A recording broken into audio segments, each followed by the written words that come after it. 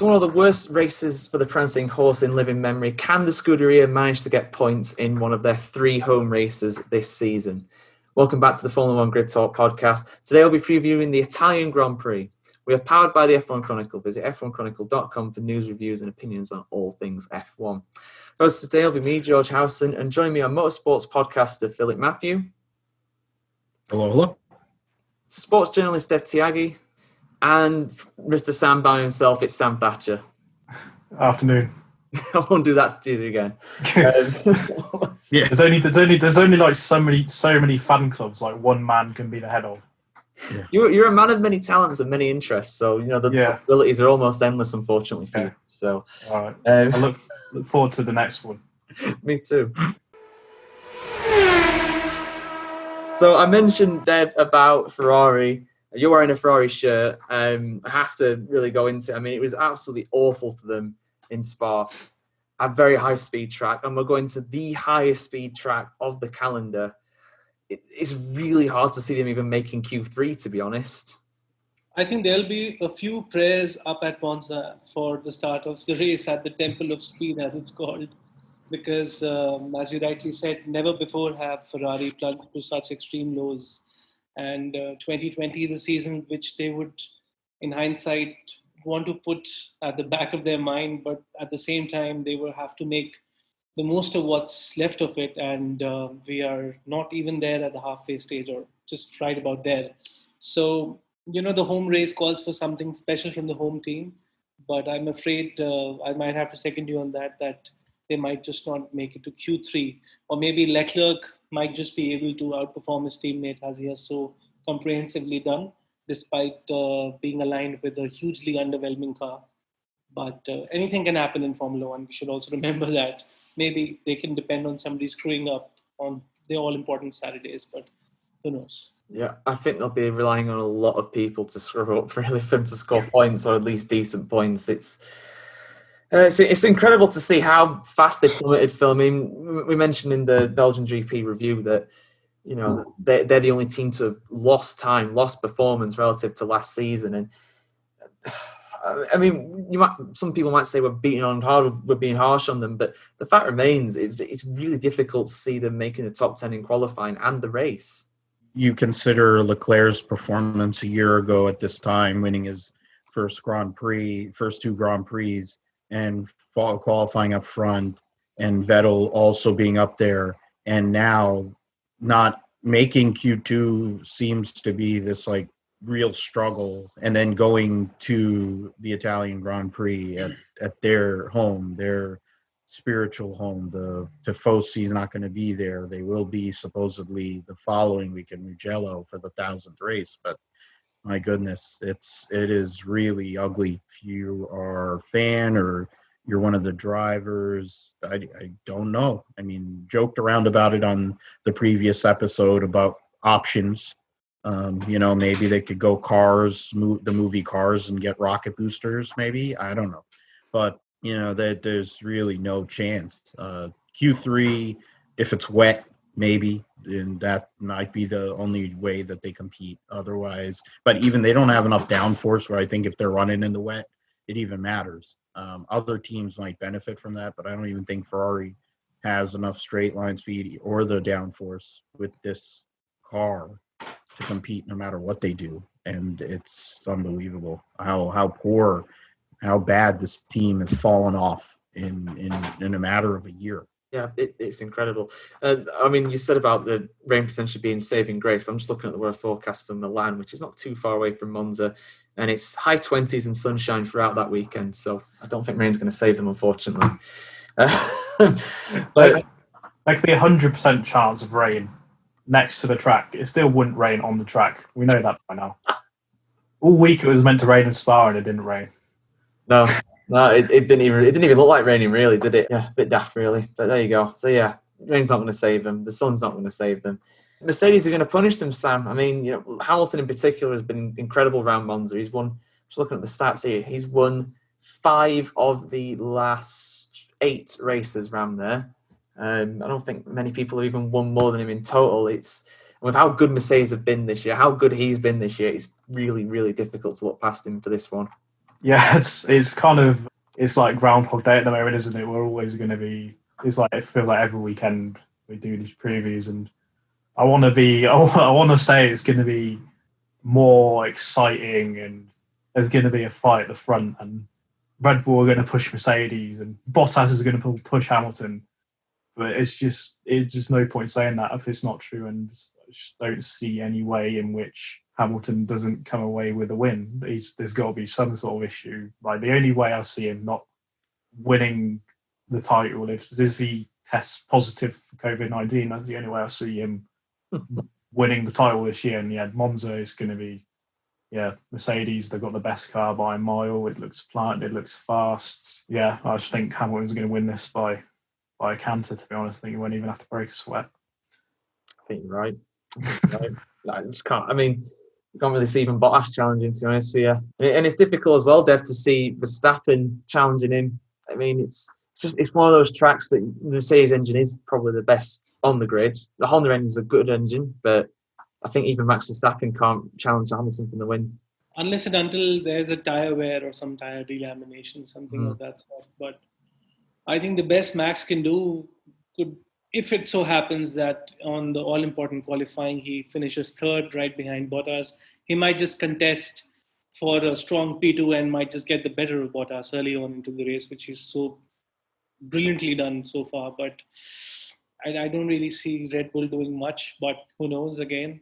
All three of you have rightly said it's going to be hammer time once again at Monza. And let's not forget it's a racetrack particularly favorable for cars with excellent straight line speed. We know the kind of power Mercedes carry. They are really untouchable, and he might just be able to bag his sixth win.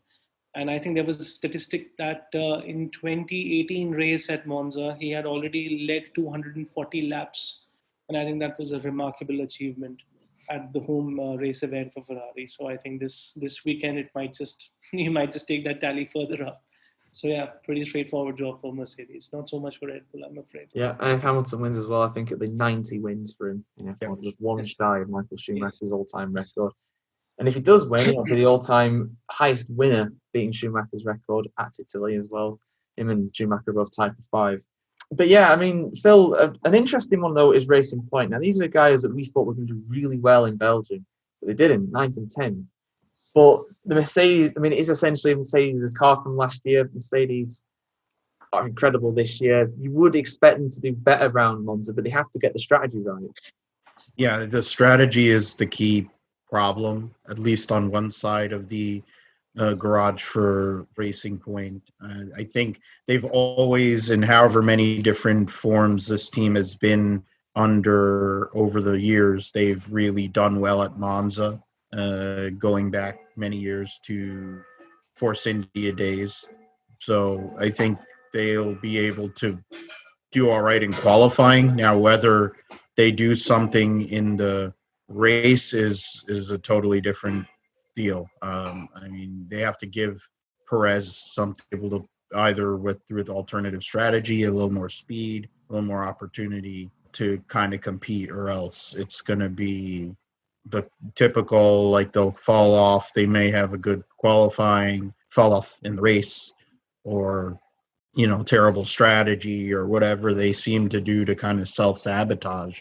Because I think that's really what this has been. They may have second or third. They probably have the third best car theoretically on the grid in a lot of ways, and they're struggling to be fourth, or they're up against it to stay fourth in the points right now. They could be passed for fourth. So I mean, it's something we'll have to see for sure. Yeah, Racing Point with a lot of pace, but they have to convert it into a good result to stay up where they are.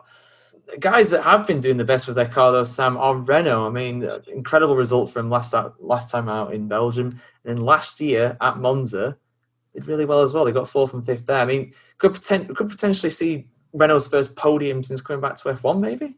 Yeah, no, they had a very good weekend in Spa, and I can see it getting at least the same or even better from this weekend. Like, they seem confident. They seem like on top of their car in terms of these tracks with low downforce, high speed corners, slow speed corners. They seem very like they believe in themselves around these tracks. And yeah, I can see them getting very good points once again, like they did last year. Ricardo, I can see him getting a podium, definitely. If either one of them is going to get a podium, I'd say it probably would be Daniel. He's had the measure of Esteban so far this year. I suppose that's fair enough. Esteban's coming back in after a year off. He's done pretty well. But yeah, no, as you said, Renault kind of looking strong at the moment. We'll see how long it lasts because we know how Renault can be inconsistent. But yeah, no, I see him getting a whole heap of points once again this weekend. Yep, definitely in for some good points this weekend. And potentially outperforming McLaren, who are third in the constructors at the moment, Dev, but they need to get the car off the line. They need to get both cars in the race. And also, I mean, to be fair though, Lando Norris did do well at Spa last weekend. So we could see him up there with the Renault potentially. Yeah, we could. It's never uninteresting when it concerns Lando Norris.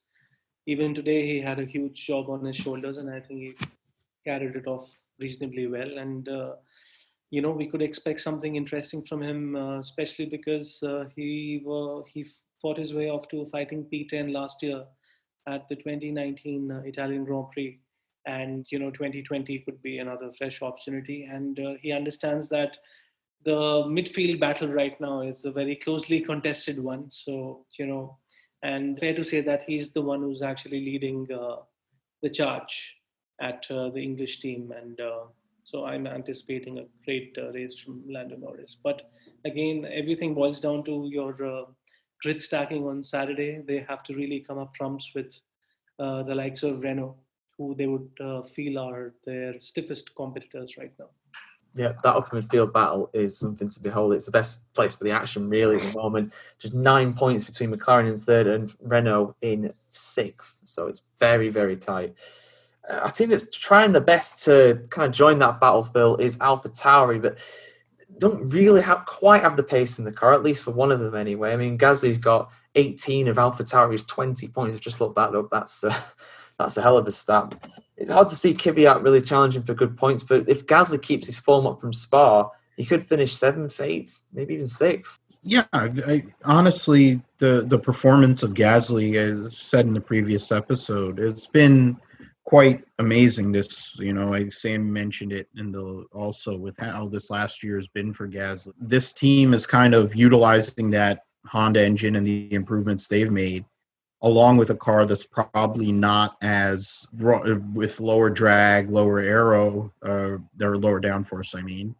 They're able to perform versus the usual circuits, and its opportunities. It's kind of the same thing with Renault. You have to go and pick your spots. If you're not able to perform on the regular, you need to be able to pick your spots and find places where you could exploit or manipulate and maximize opportunities, which Gasly has definitely been doing that this year. Not as much with Kvyat, but that's part of why the constructors is two teams, two drivers. You need to be able to get both drivers performing on the same level, and if that isn't the case, you usually have one of them getting replaced. So we'll see what happens next week. I do think Gasly can have an outside shot at a Q3. Definitely has a chance to take a back-end points position with the right strat, somebody who's running with a lot of positivity and a lot of confidence, which you always need when you're dealing with what's going on, when you have to deal with everything in F1. You need to have the most confidence to get the most out of your car. Yeah, absolutely. And Gasly's got supreme confidence in that car. He's absolutely won with it. He's doing brilliantly. He's doing fantastically. Kvyat doing the best he can, really. He's just not as good as Gasly. It's a situation we see with quite a few teams. What about one teammate being a lot better than the other? That's just how it happens. Alfa Romeo, Sam, I mean, we thought that potentially Raikkonen could have got points in Spa. Didn't happen for him. But if he keeps putting these performances in, you never know. He could be up there, especially since teams like Ferrari are really struggling. I never really believed he would get a point in Spa, to be honest. I mean, I'd have really liked it if he did, but it's just the Alpha just isn't that quick. It doesn't have the pace to be in the top 10 at all. It is like, in terms of qualifying, they're lucky if they get out of Q1. They get one car out of Q1, and it's like they're always going to be down there, like 16th to 20th. They're never going to be higher than that. I mean, if they can just get some sort of luck in like the early part of the race, like Gio's been really good this year for like making positions up off the start. Like he had a good start again in Spa, made up a few places. They're not going to be in Q3. Not even going to be Q2. Sorry, but it's like with all the Ferrari teams though, we know what the problem is: the engine, and around the Italian Grand Prix around Monza, that problem is going to be like exacerbated by the fact that you need a lot of power around that track. So I could see, Alpha just languishing around the back end of the grid, like in like Formula 1.75, I like to call it. You've got Formula 1.5, and then 1.75 is your Williams, Haas, and Alphas. So yeah, they're going to be down the back end of the grid. Yeah, I know what you mean. It's it's a big divide, isn't it? And power is key around Monza, Dev. I mean, another team that's going to struggle because of that is Haas, and it's just really difficult to see them scoring points unless we see a really crazy race. Yeah, it's just been a very crazy season for Haas. Just let's not forget that on this recent Saturday, they were just not able to launch both the cars on the final qualifying runs. They were the last cars to go out, and even today on the race, I mean, Magnussen had an amazing start. He made 4 or 5 positions up the order, and he was up into P15, and then he just struggled for race pace, and then there was not really something sparkling on the strategy front that they would pit him early and then give him fresh rubber to contest further. But you just don't know what Haas can do. And then let's just hope that we should have a clean error-free drive from Grosjean. And then, I don't know. You can't really say much on Haas, can you? It's kind of a difficult one to preview, isn't it, really? And now they are saying that, that Hülkenberg has a chance to come back with Haas in 2021. I'm not really sure what to even make of it, because that's the news I've been focusing on this weekend. There were some rumors that emanated, but I don't know. If I was him, I wouldn't want to come back to a team like that. I'd want to come back to Red Bull, or like a team that can actually win races. Like, yeah, he's a driver that's capable of doing that if he's put in the right car. That's a weird rumor, but I don't know. We'll see. After a decade in the sport, you don't want to be relegated back to the rear end of the field, really. No. But Grosjean, I think, will definitely be out by the end of the season. I think his time's hopefully. How many years he's been sitting there driving like crap, and then he must have something on Steiner and on Gene Haas or something, because it's ridiculous how somebody like him, who crashes as much as he does and is as mediocre as he is, can keep a ride. But then we're going to talk about one particular mediocrity, but then that's because his dad has a lot of money. But if Hulk takes that ride when he could possibly angle into, a Le Mans opportunity, World Endurance Championship, and then, maybe run Formula E, wouldn't that make more sense? Like, if you could go and do both of those than to run in the back in Formula One. I'll never understand the notion of that, but hey, it's Nico Hülkenberg, it's his life. He showed in the one race that he was able to run that he had pace, and he should have been able to finish, I think, top 6. But it's what Haas is trying to do. Their NASCAR team is at least one of their teams is an elite team, and two of their teams are elite teams, and their Formula One effort has definitely taken a step backward. Yep, totally agree with all that. It's I don't know what you mean about Hülkenberg not wanting to drive at the back of the field either. I agree, but maybe he'd see it as a stepping stone to get back to a top team. I don't know. It's a tough one to say. Is he like 32 though? He's not young. No, he's 30, 32, 33, something like that. Yeah, but you can keep racing in F1 for a very long time. I mean, Hamilton's 35, Raikkonen's 41 this year. Yeah, I guess. Alonso's going to be 42 if he sees his contract out, I think, at Renault. So you never know. I mean, but yeah, I think it would be more likely that he goes to IndyCar or endurance racing or Formula E, something like that. That makes more sense. He should. I mean, look at Sato, what he achieved. Yeah. Recently, he was never in the running to take that win.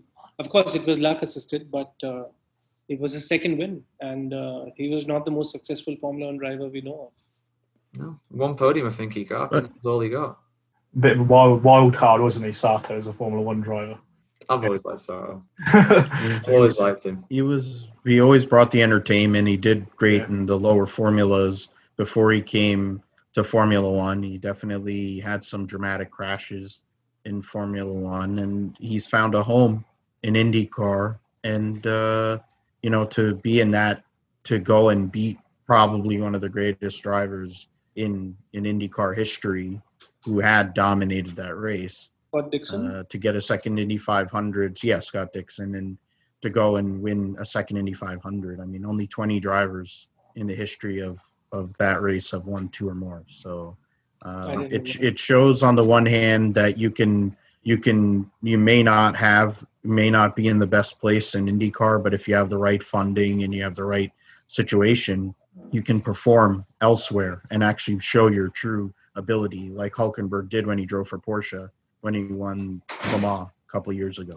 That was the Hülkenberg everyone's thought about and known about for so many years that has never really been able to show that kind of ability.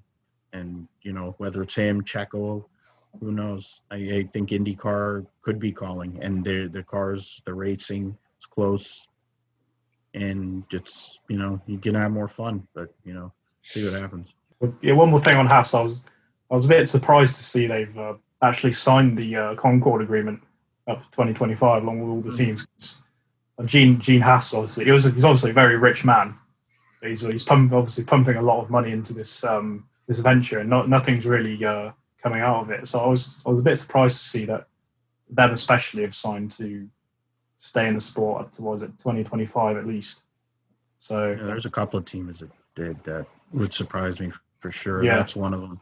Yeah, I mean, Gene funds basically 2 cars out of his own pocket in the Cup side as well over here in the United States, and then he funds nearly $150 million Formula One effort or whatever it is, however much money it is.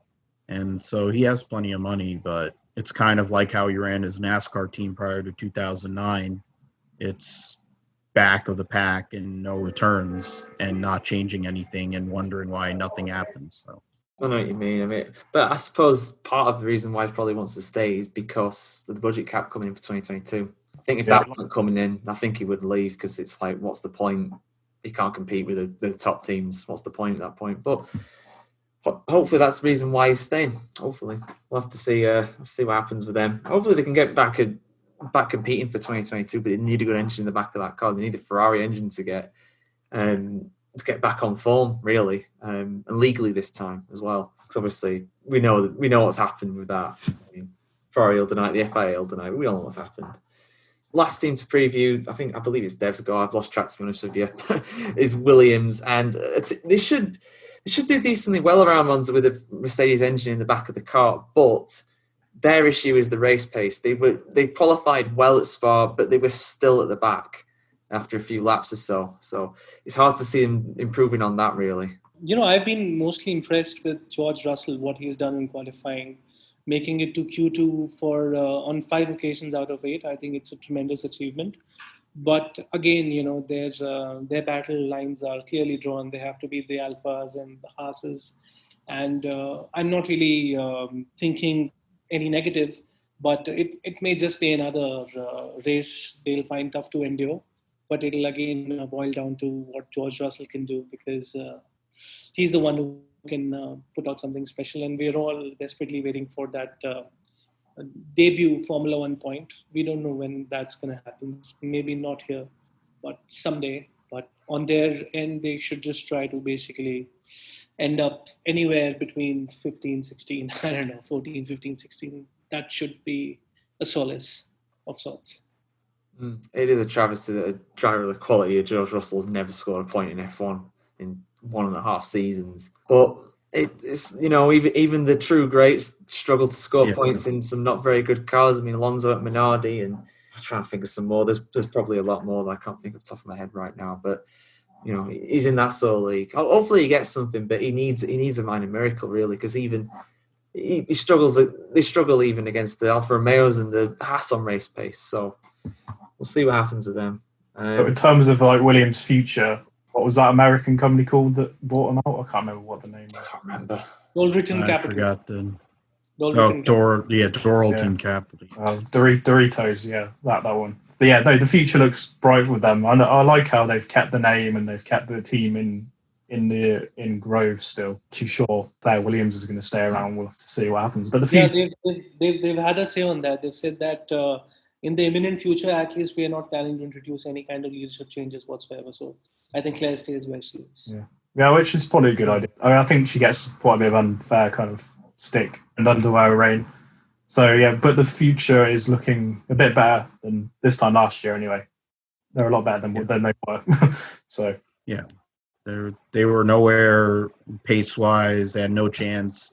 Russell at least is showing his potential and ability, at least in qualifying. They know that they only have one car to really have to show up for, so they're trying to put everything in that. Hopefully by the end of the season, they may be able to make that Q2 consistent, and then who knows, they'll have the most development points and money and time or whatever within the new regs, and possibly with the engine and another customer in McLaren, but they might be able to take a step forward in 21 with eyes on 22, where, I mean, of course, Russell won't be there probably, but they'll probably get some other Mercedes junior driver if they stay with them, and maybe they'll be back to where we've known them for many decades prior to this recent downturn. Also, here's an interesting one. George Russell managed to finish P14 at the last race at Monza 2019, which actually meant he finished ahead of Raikkonen, Grosjean, Kubica, Magnussen. So definitely, and his qualifying pace has been stellar. If you see the 2 rounds at Silverstone, he made it to Q2 in both rounds, and he was quick. But then just the reliability issue towards the latter half of the race. He's made it to Q2 like 5 times in 8 races. That's right. Yeah, this I believe. So yeah, he's doing really well. FTTA's, as we all expected, Latifi's not really on his level in any kind of way. He's not doing awful, but we never expected anything really from him.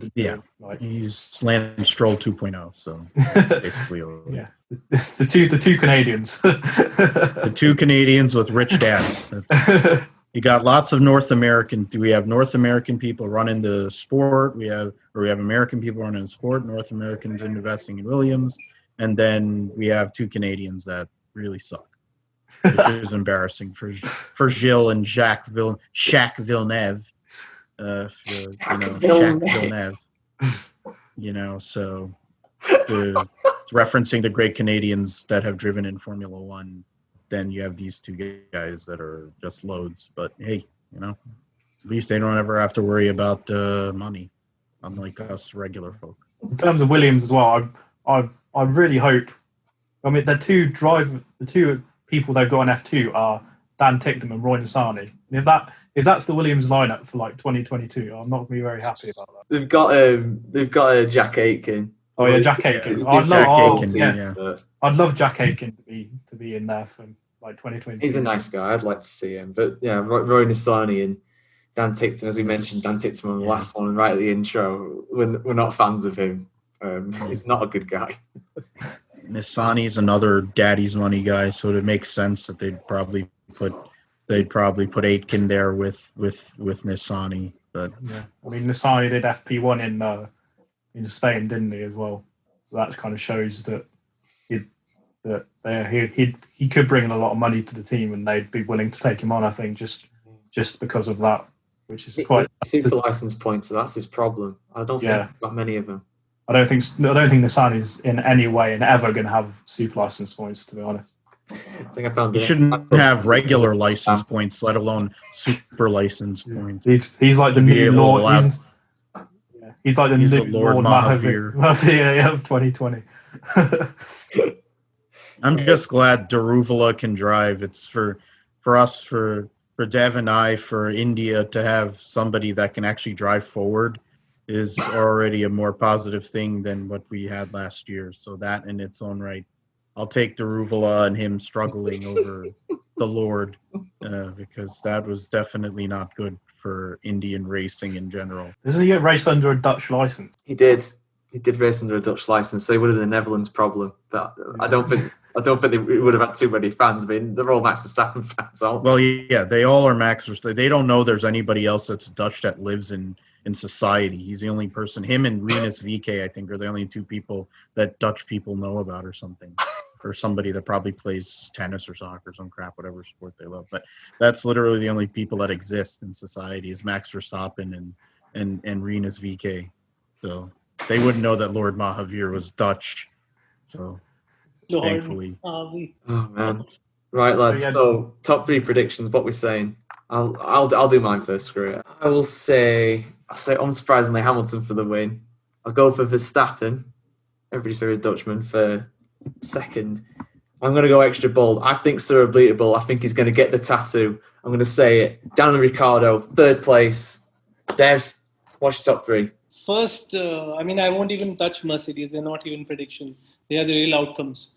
So I would say fastest lap, Bottas, podium for Verstappen, and Kimi to get 1 point. Love to see it. Phil, what's your top 3?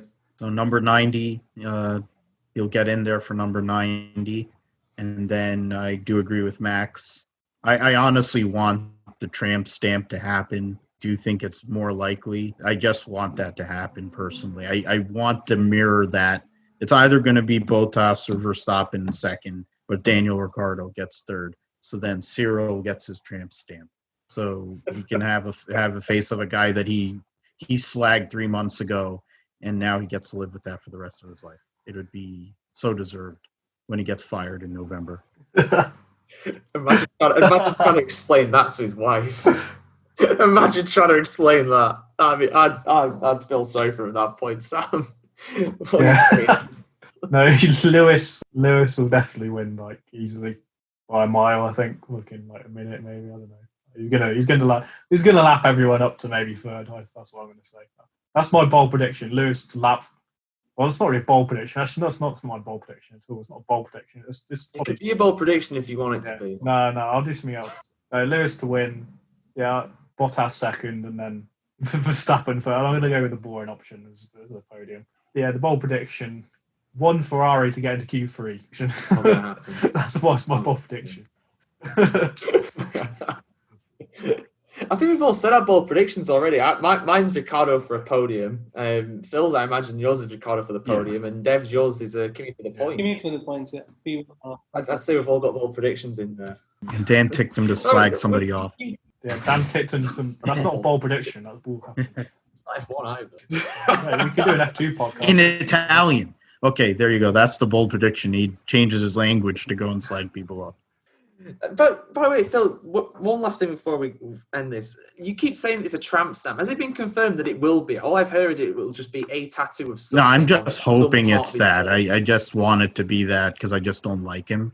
It's probably going to be like on his ankle. It's going to be like a heart or something. It's going to be like something really awful. And I just want it to be Daniel Ricciardo's face on his back.